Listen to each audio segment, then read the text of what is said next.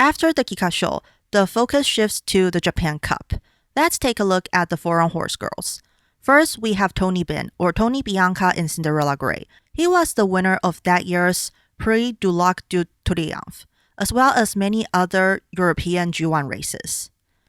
Next, Moon Madness, or Moonlight Lunacy in Cinderella Gray, was a British racehorse who had raced with Tony Bin 3 times before.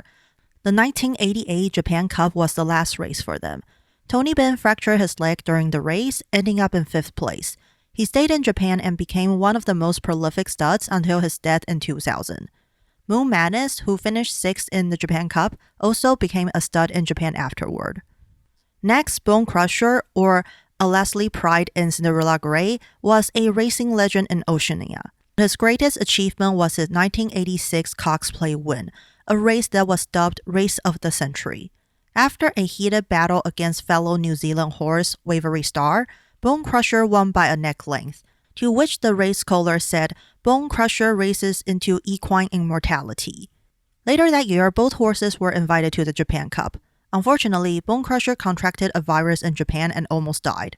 He eventually recovered but had to drop out of the Japan Cup. Bone Crusher came back in 1988. He finally raced in the Japan Cup that year, but only got 8th. Lastly, we have 2 horses representing the US of A, My Big Boy and Pay the Butler, or Michelle My Baby and Obey Your Master in Cinderella Gray. My Big Boy had okay results in 1986 and 87. He won his first and only G1 in 1988, about 3 months before the Japan Cup.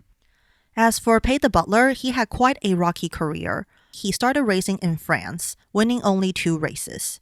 However, after being sold to an American owner, Pay the Butler immediately won his first graded race in the US. He was close to winning his first G1 2 times, the Bowling Ring Handicap and the Man o' War Stakes, but got defeated by a neck length and half a horse length respectively. The winner of Man o' War, as well as Butler's next race, the Turf Classic, was Sunshine Forever. The outgoing cherry horse girl in Cinderella Gray is most likely based on him. We cannot talk about Pay the Butler's Japan Cup without mentioning his jockey, Hall of Famer Chris McCarron.